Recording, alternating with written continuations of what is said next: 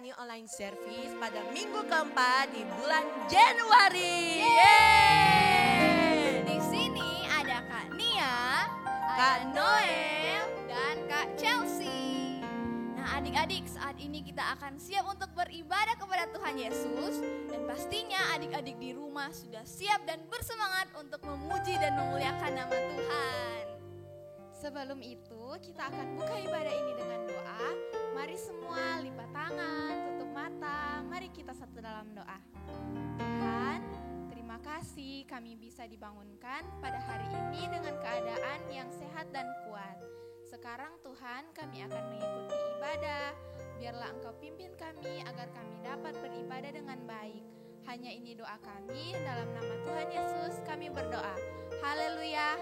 Amin. Ayo adik-adik yang di rumah, semuanya bangkit berdiri. Kita nyanyi sama-sama.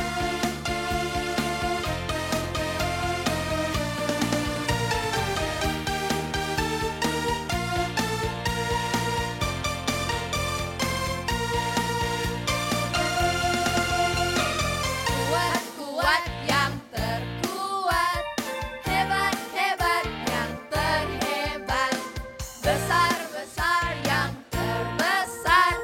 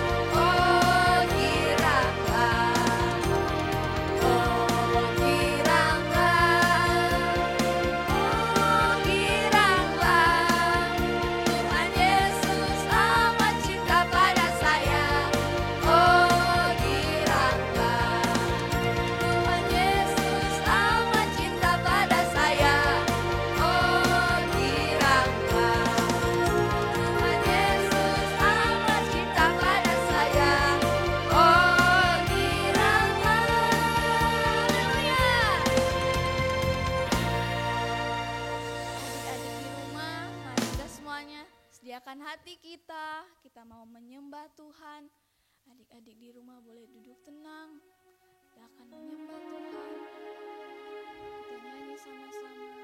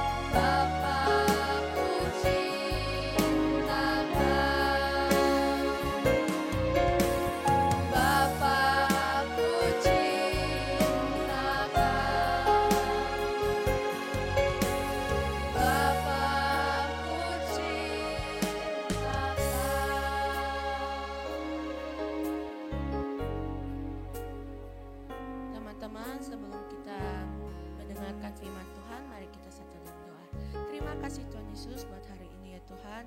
Tuhan, kiranya Tuhan memimpin kami ya Tuhan.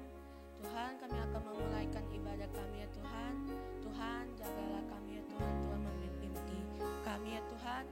Kiranya firman Tuhan yang kami mendengarkan ini bisa tertanam di hati kami dan kepikiran kami ya Tuhan. Kami akan memulai ibadah ayat firman kami ya Tuhan. Dalam nama Tuhan Yesus, haleluya, amin. Amin. Shalom Kids. Wow, senang sekali Kak Sasha kita bisa berjumpa lagi di BKC di hari Minggu pagi ini dengan penuh sukacita dan semangat. Nah, sekarang Kak Vina dan Kak Sasha mau menyapa dulu adik-adik yang ikut beribadah BKC di gereja dan yang ada di rumah. Oke, kalau Kak Vina bilang shalom, adik-adik membalas shalom tapi sambil berdiri dan penuh dengan semangat serta bersukacita. Oke, siap? Siap? Oke. Nah, kita mulai dari adik-adik yang berada di rumah dulu yuk. Kak, yuk Kak Vina. Oke, adik-adik yang ada di rumah, shalom. Shalom.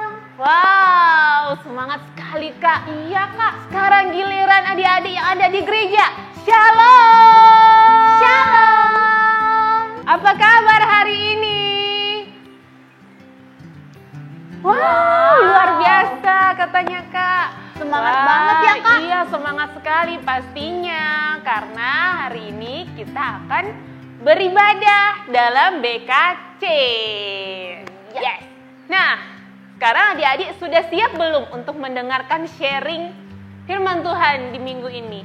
Yang sudah, katakan haleluya. Haleluya. Haleluya. Wah, semangat banget ya iya, Kak. Tapi Kak Sasha mau ingatkan dulu ya, sebelum kalian mendengarkan firman Tuhan, jangan lupa kalian siapkan Alkitab. Terus selama kalian mendengarkan firman Tuhan, jangan kalian jalan ke sana ke sini ya. Lebih baik kalian duduk manis, terus tidak bermain, juga jangan tiduran ya.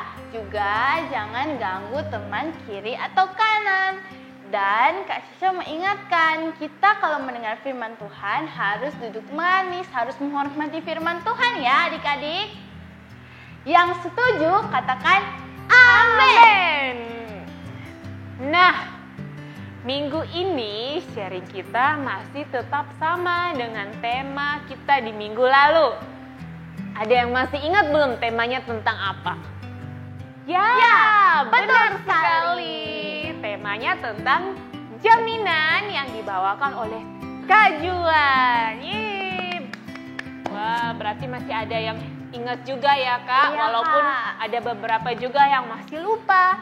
Nah, minggu ini tema kita masih tetap dengan jaminan. jaminan. Jaminan apa ya? Ya, yang pastinya tentang jaminan keselamatan dong. Ya, dan jaminan hidup kekal juga. Yes.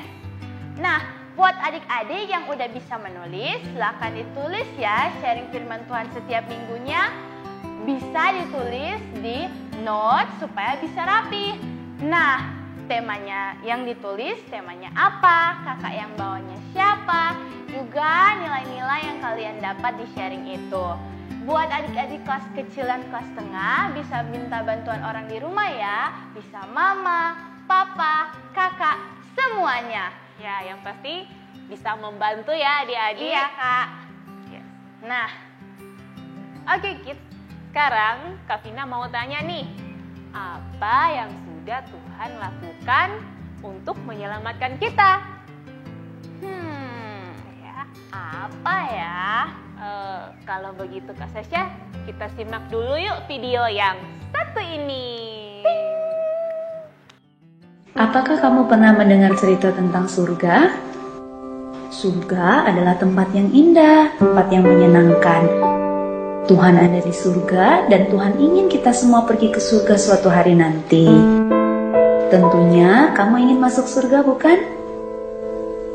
Bolehkah saya bertanya? Apakah kamu yakin pasti masuk surga? Apakah alasan Tuhan mengizinkan kamu masuk ke surga?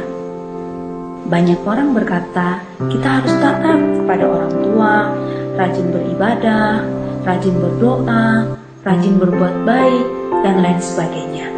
Tapi harus baik apa? Saya punya kabar baik untukmu. Ini kabar baiknya, surga adalah hadiah gratis dari Allah. Namanya hadiah, tentu kita tidak perlu membayar. Surga tidak didapat karena kita berbuat sesuatu, seperti rajin membaca kitab suci, rajin belajar, rajin berdoa, atau rajin melakukan perintah Allah yang lain. Surga juga tidak didapat karena kita layak atau pantas menerimanya. Seperti misalnya kita jadi anak yang pintar, anak yang rajin, kita tidak nakal, suaranya bagus, selalu juara di sekolah. Tapi sekalipun surga adalah hadiah gratis, semua orang tidak dapat masuk surga karena ada yang menghalangi, yaitu dosa. Kita semua adalah orang-orang yang berdosa. Dosa itu seperti kalau kita tidak taat kepada perintah Tuhan. Kita marah-marah, bertengkar, menyontek di sekolah, berbohong, berkata-kata kotor, berpikiran jelek, malas, dan lain sebagainya. Dosa juga kalau kita tahu yang baik tapi tidak mau melakukan, seperti membantu orang tua, beribadah, berdoa, taat kepada orang tua, tapi kita tidak lakukan, itu adalah dosa. Dosa sudah mengikat hidup kita, sehingga kita cenderung untuk berbuat dosa. Kalau kita terus berbuat dosa, maka dosa kita akan sangat banyak. Nah, dengan dosa yang banyak seperti ini, kita tidak dapat menyelamatkan diri kita sendiri untuk masuk surga. Kita seperti orang yang tenggelam dalam lumpur hisap. Tidak mungkin kita menarik rambut kita untuk mengangkat diri kita, bukan? Nah, kita juga seperti itu. Kita tidak bisa menyelamatkan diri kita sendiri untuk masuk surga. Mungkin kita berpikir, kalau saya banyak berbuat baik, nanti ditimbang dosa dan perbuatan baik saya, sehingga saya bisa masuk surga. Tetapi itu tidak mungkin. Mengapa? Karena untuk masuk surga kita harus sempurna. Artinya tidak ada dosa satupun yang kita lakukan dalam hidup kita. Tidak mungkin kita menyajikan kue dari gula, mentega, tepung, dan 9 telur yang baik, tetapi sudah tercampur dengan 1 telur yang busuk. Kenapa? Karena 1 telur yang busuk itu sudah mencemari semua adonan yang baik. Itu sama seperti dosa kita. Sekalipun kita banyak berbuat baik, tapi kalau ada 1 dosa yang kita lakukan, itu sudah membuat kita tidak sempurna, sehingga tidak bisa masuk surga. Tapi Allah bisa menyelamatkan kita. Mari kita melihat cara Allah. Kita harus mengerti, Allah tidak seperti kakek yang baik, yang hanya mengasihi tetapi tidak menghukum kita yang berdosa. Allah juga bukan seperti polisi yang adil, yang hanya menghukum dan tidak mengasihi kita yang berdosa. Yang benar, Allah kita adalah kasih sekaligus adil. Allah yang kasih, Dia tidak ingin menghukum kita sekalipun dosa kita banyak. Tapi Allah yang adil harus menghukum kita sekalipun dosa kita hanya 1. Nah, inilah hukuman orang yang berdosa, yaitu disiksa selama-lamanya di dalam neraka. Apakah kamu melihat ada masalah di sini? Tadi Allah kasih tidak ingin menghukum, tapi Allah yang adil harus menghukum. Bagaimana kasih dan keadilan Allah ini bisa bertemu? Ada sebuah cerita yang akan menolong kita untuk mengerti bagaimana kasih dan keadilan Allah bertemu. Ada seorang pemimpin yang sangat bijaksana yang bernama Syamila. Dia mau membebaskan rakyat dari pemerintahan yang kejam. Tiba-tiba suatu kali prajuritnya datang melapor bahwa ada yang mencuri bahan makanan mereka. Syamila menjadi marah, lalu dia memerintahkan bahwa siapapun yang mencuri dan tertangkap akan dihukum 50 kali cambukan di muka umum. Ternyata ada yang mencuri dan pencurinya tertangkap. Tapi yang mengejutkan Jenderal Syamila, yang mencuri ternyata adalah ibunya sendiri. Syamila bingung apa yang harus dia lakukan, karena tentu dia sangat sayang kepada ibunya. Tetapi sebagai pemimpin, dia harus menjalankan keadilan, yaitu menghukum orang yang sudah melakukan kesalahan. Tetapi karena Syamila adalah pemimpin yang sangat bijaksana, dia melakukan sesuatu yang mengejutkan semua orang. Dia membuka jubahnya, lalu dia memakaikan kepada ibunya. Dan dia dicambuk sebanyak 50 kali cambukan sebagai ganti ibunya. Dengan cara inilah Syamila menunjukkan kasih kepada ibunya, tapi sekaligus dia menunjukkan keadilan kepada semua pengikutnya. Demikian juga Allah mempertemukan kasih dan keadilannya melalui pengorbanan Yesus.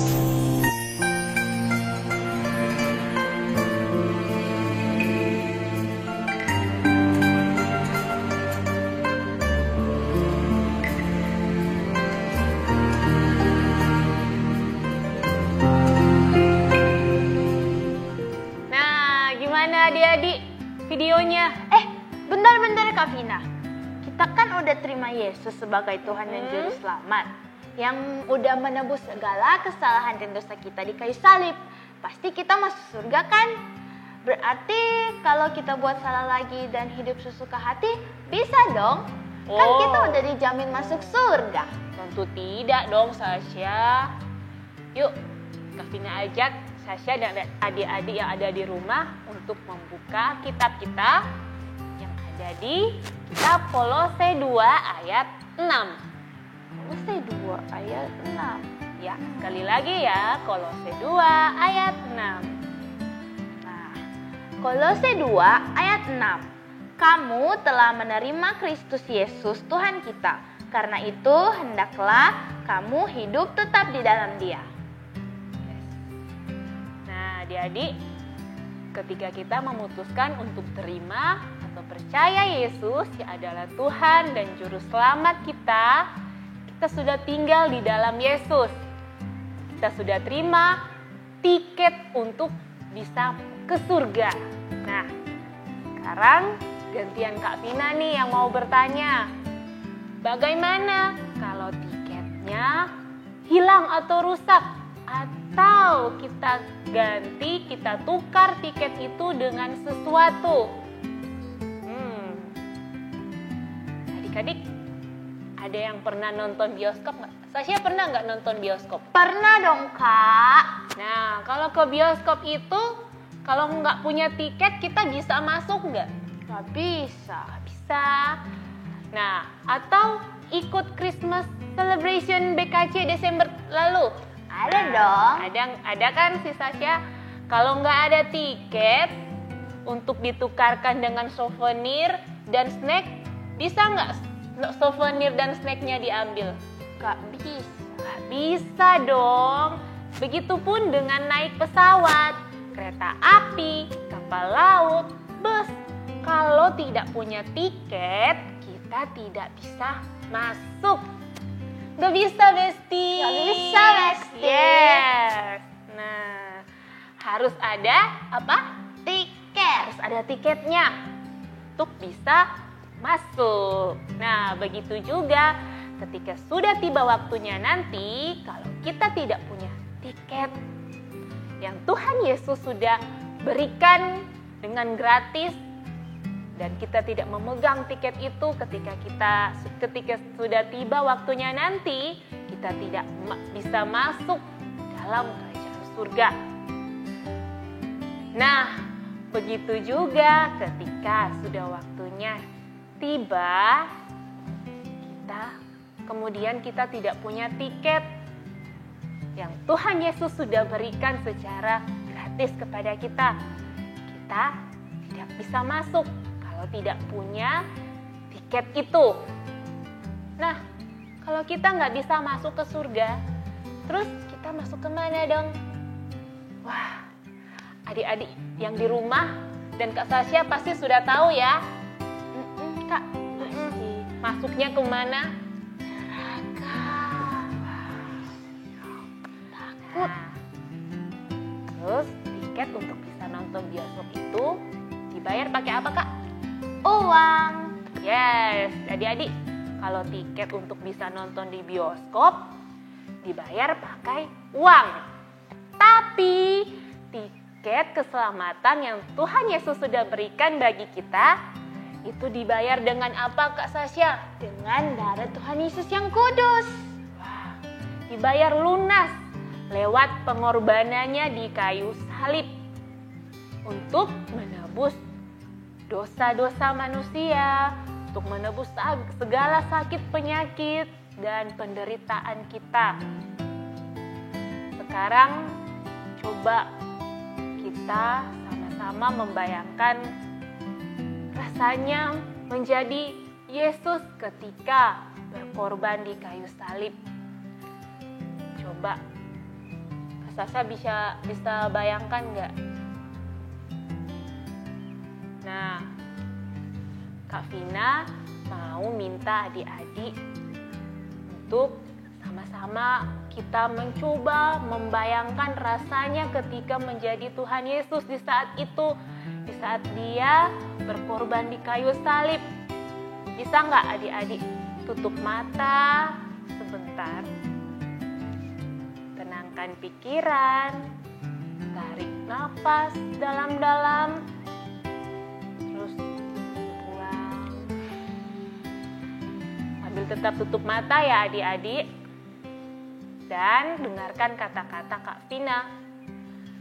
Yuk kita tutup mata, kita membayangkan, merenungkan bersama-sama ketika Tuhan Yesus dicambuk, pakai cambuk yang ujungnya ada duri besi yang tajam. Coba adik-adik bayangkan duri besi yang tajam itu menghantam dengan keras di tubuh kita. Tancap, kemudian langsung ditarik lagi, dicambuk lagi berulang-ulang kali. Wah, adik-adik bisa bayangkan tubuh kita, daging kita seperti apa bentuknya, seperti apa rasanya adik-adik.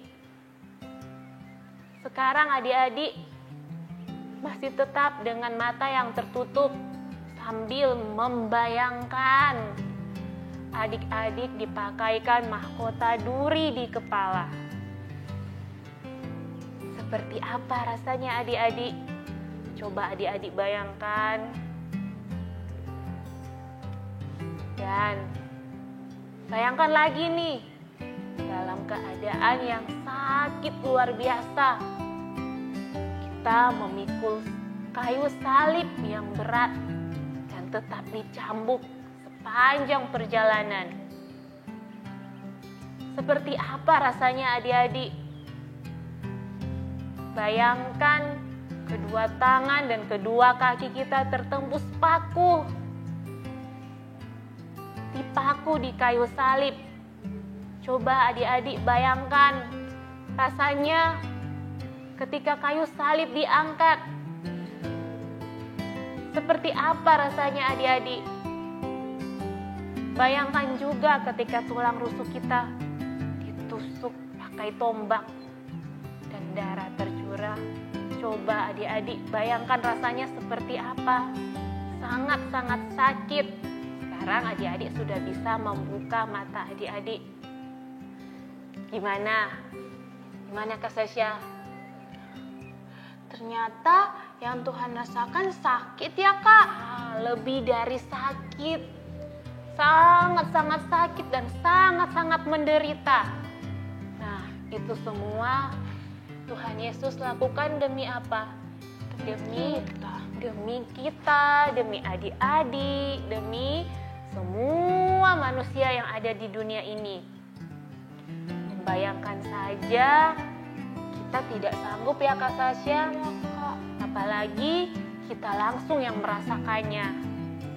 Nah, sekarang yuk Kita buka lagi dalam kitab 1 Korintus 1 ayat 30. 1 Korintus 1 ayat 30. Tetapi oleh Dia kamu berada dalam Kristus, yang oleh Allah telah menjadi hikmat bagi kita. Ia membenarkan dan menguduskan dan menebus kita. Nah, itu semua adik-adik yang Tuhan Yesus lakukan bagi kita.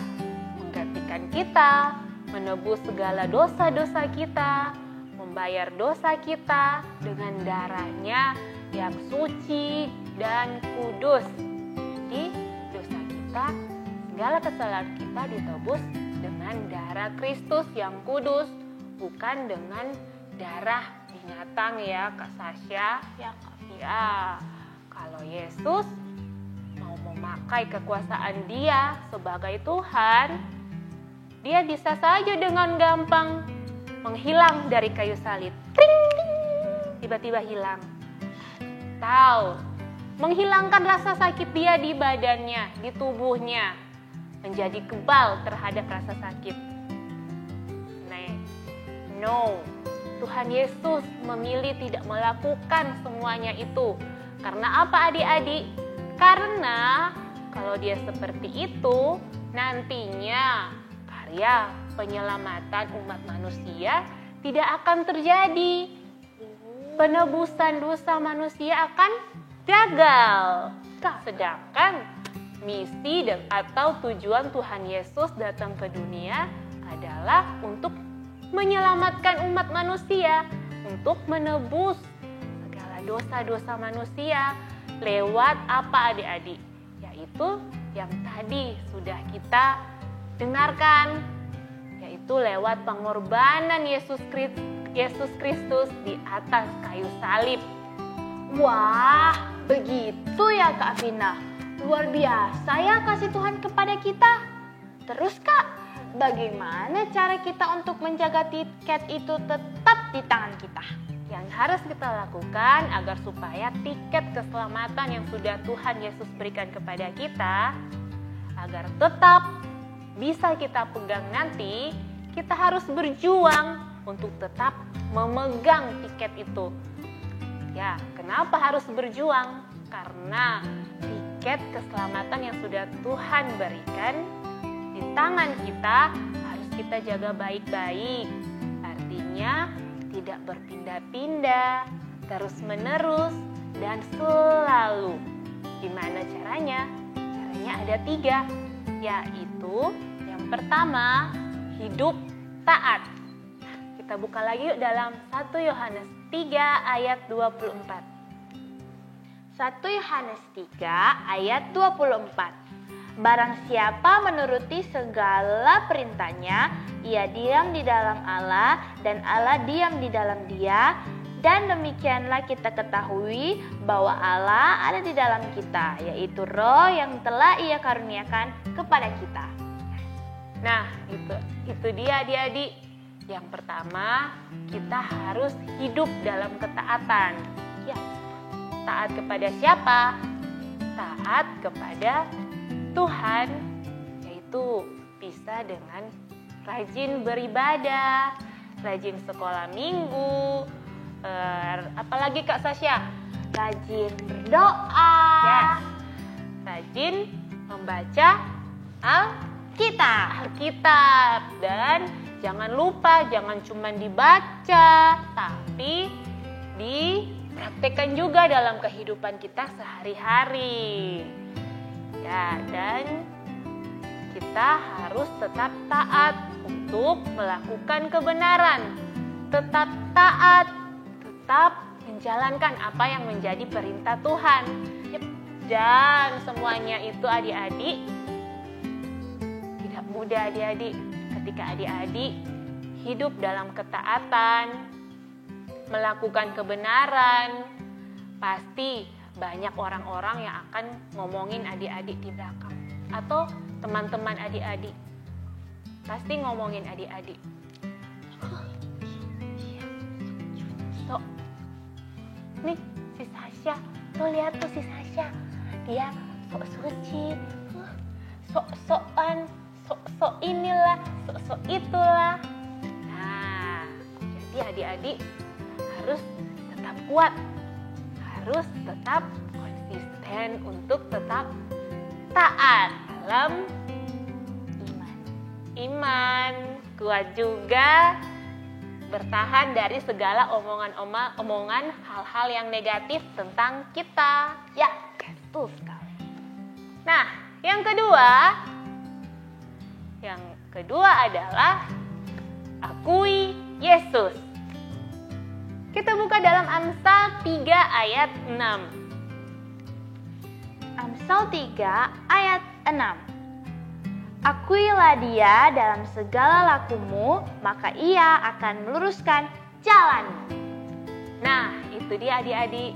Kita harus membiasakan diri kita untuk selalu mengakui kekuasaan Tuhan dalam kehidupan kita. Harus mengakui campur tangan Tuhan dalam kehidupan kita. Misalnya nih, ketika kita juara kelas atau memenangkan suatu lomba. Nah, adik-adik mengakui bahwa itu semua bukan karena kepintaran adik-adik, bukan karena kuat dan gagahnya adik-adik.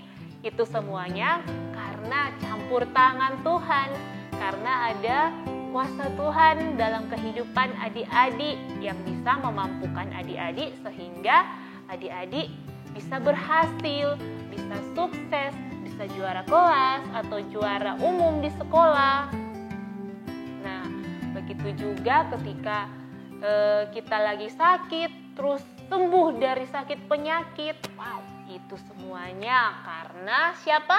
Karena Tuhan dong pastinya. Yes, kita harus selalu mengakui bahwa semua yang terjadi dalam kehidupan kita itu adalah campur tangan Tuhan atas seizin atau perkenanan Tuhan dalam kehidupan kita. Yang pasti ada maksud dan tujuan Tuhan dalam kehidupan kita. Nah, maka Tuhan akan meluruskan jalan kita agar tetap terus berada di jalannya. Yap. Biar apa adik-adik? Ketika kita sukses atau ketika kita berhasil, kita tidak meninggikan diri, kita tidak menjadi sombong, kita tidak merendahkan orang lain.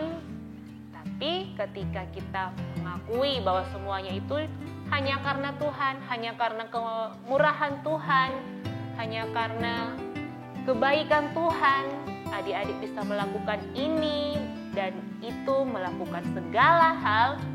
Adik-adik harus akui bahwa itu semuanya hanya karena Tuhan. Yes, bukan karena diri adik-adik sendiri atau kekuatan adik-adik sendiri. Nah, yang ketiga adalah hidup dalam kasih.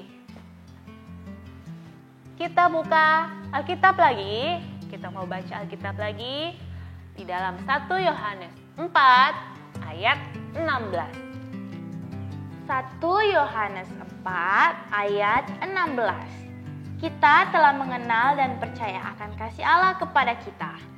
Allah adalah kasih, dan barang siapa tetap berada di dalam kasih, ia tetap berada di dalam Allah dan Allah di dalam dia. Yes.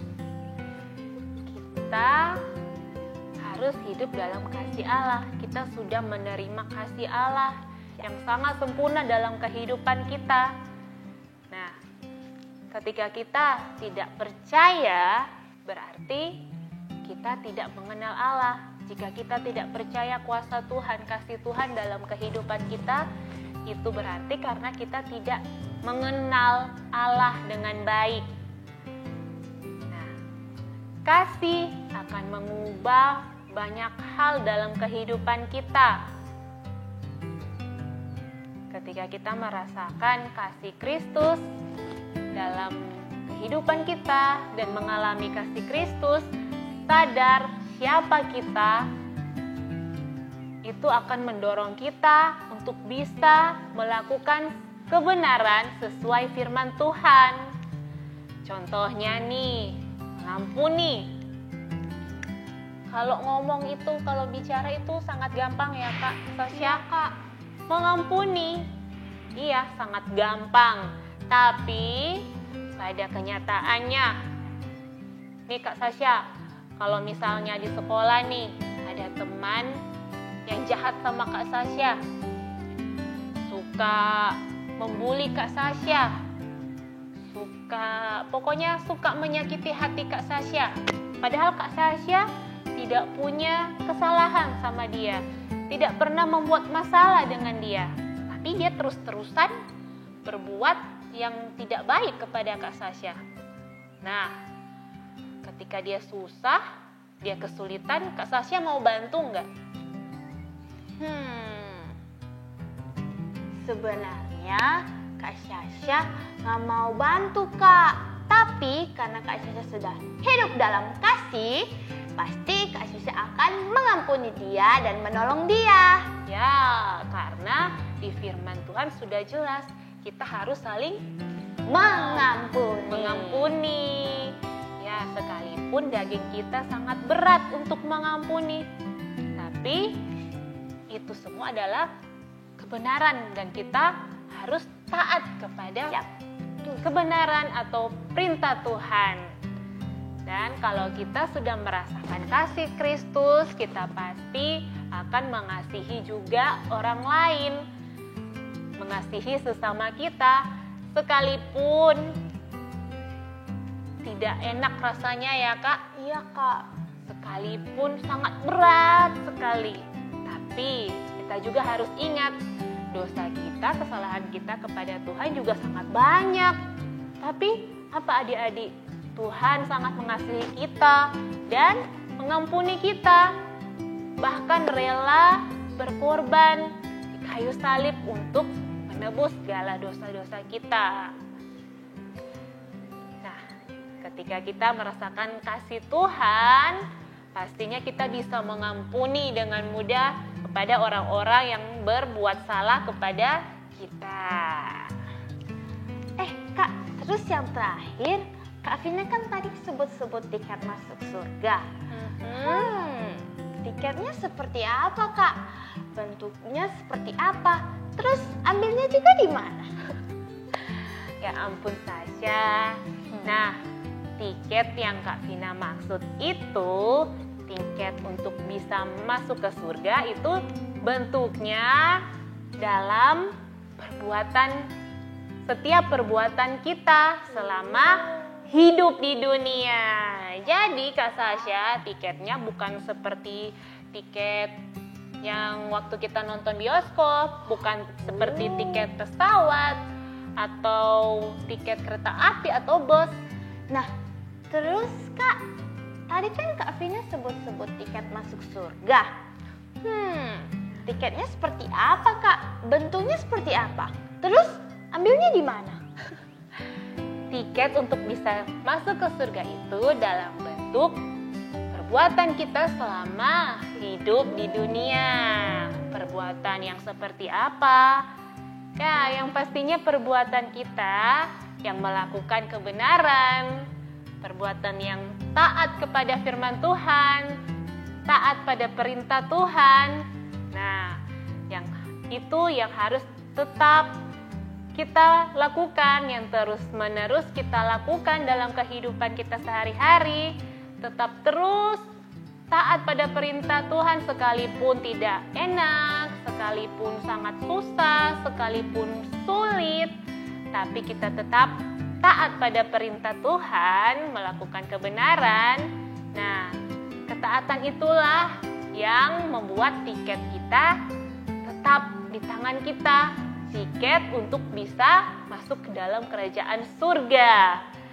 Nah, jadi setiap perbuatan baik kita dan perbuatan yang benar sesuai dengan firman Tuhan, upahnya adalah kehidupan yang kekal dalam kerajaan surga.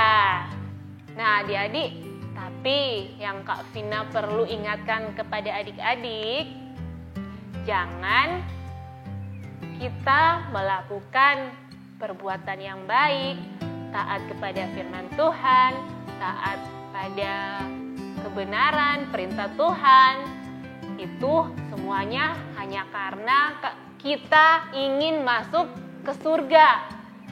Jangan ya adik-adik, tapi semuanya kita lakukan karena kita mengasihi Tuhan, karena rasa kita mengasihi Tuhan, karena Tuhan sudah mengasihi kita terlebih dahulu. Jadi ketika kita mengasihi Tuhan, kita akan menerima upah, yaitu tiket untuk masuk ke dalam kerajaan surga dengan kehidupan yang kekal. Amin. Amin. Yes. Sharing kita kali ini sudah selesai. Oke adik-adik, sekarang kita akan berdoa. Yuk kita semuanya lipat tangan dan tutup mata. Kita berdoa. Tuhan Yesus, kami mengucap syukur atas setiap kebaikan-Mu dalam kehidupan kami. Sampai pada di saat ini Tuhan, kami masih dengan tubuh yang sehat dan kuat, masih bersuka cita, masih semangat. Itu semuanya hanya karena kemurahan dan kebaikan-Mu dalam kehidupan kami. Terima kasih Bapa, terima kasih untuk setiap penyertaan-Mu dalam kehidupan kami. Engkau sungguh baik, Engkau sungguh hebat, Engkau sungguh dahsyat dalam kehidupan kami. Terima kasih Bapa, terima kasih Tuhan Yesus. Saat ini Tuhan, kami sudah selesai mendengarkan sharing firman Tuhan di hari ini. Kiranya segala apa yang kami dengarkan, apa yang kami lihat lewat video-video, itu semuanya bisa memberkati kami. Dan kiranya Roh Kudus-Mu selalu menyertai kami di setiap jalan kami, agar supaya kami tetap taat untuk melakukan segala perintah-Mu. Dan biarlah Roh Kudus-Mu menguatkan kami untuk kami bisa melakukan segala apa yang Kau firmankan dalam kehidupan kami. Dan biarlah ya Tuhan, semakin hari roh kami semakin bertumbuh, tertanam dan berbuah di dalam Engkau. Kami tumbuh dalam pengenalan yang baik dan benar akan Yesus Kristus.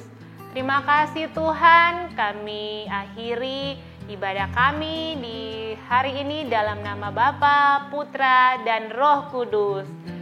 Sama-sama kita katakan amin. Nah adik-adik, kita sudah selesai tadi, kita sudah memuji dan menyembah Tuhan, kita sudah mendengar sharing firman Tuhan siang hari ini, dan sekarang waktunya kita menerima berkat. Yuk, sekali lagi kita menutup mata kita mengangkat hati kita, dan mengangkat juga tangan kita untuk menerima berkat. Biarlah kasih, sukacita, dan damai sejahtera dari Tuhan Yesus Kristus menyertai adik-adik dimanapun adik-adik berada, dan menyertai, memberkati juga mama, papa, dan seisi rumah. Biarlah kiranya selalu dalam penyertaan dan perlindungan Tuhan. Dalam nama Tuhan Yesus sudah menerima berkat. Haleluya. Amin.